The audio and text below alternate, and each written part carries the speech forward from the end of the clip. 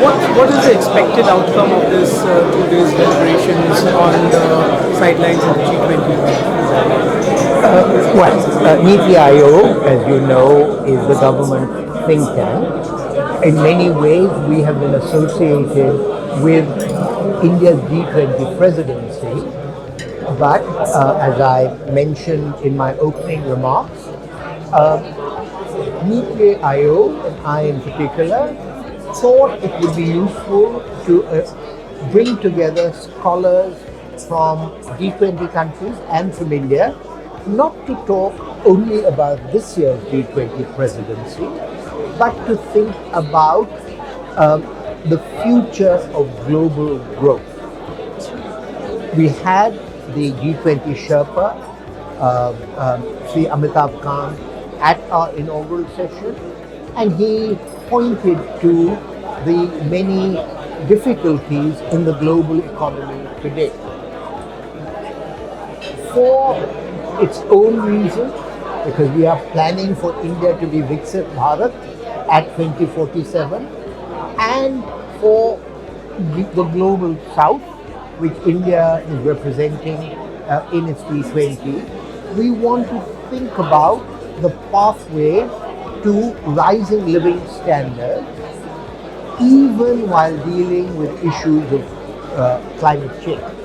So it's a green and sustainable growth agenda for the medium term, particularly for the global South, with India providing intellectual leadership and also India being a very important test case. The outcome will be a publication, but in many ways, in an intellectual event, it is the discussion that is as important and bringing people together. Right. So, what role do you think should the global North play in terms of contribution towards a greener Earth than the global South? Well, I did make the point in my opening remarks that the G20, North and South together, have succeeded in avoiding, a major depression, which people were worried about after the global financial crisis, and also about COVID, and that's an important achievement for the South as well. I think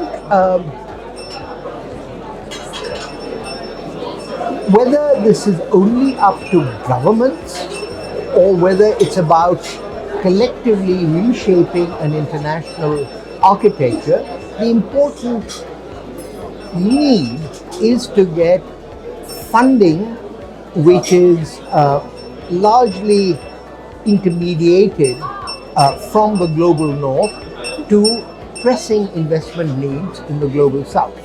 So it's a question of engaging private institutions, private financial institutions, not only governments.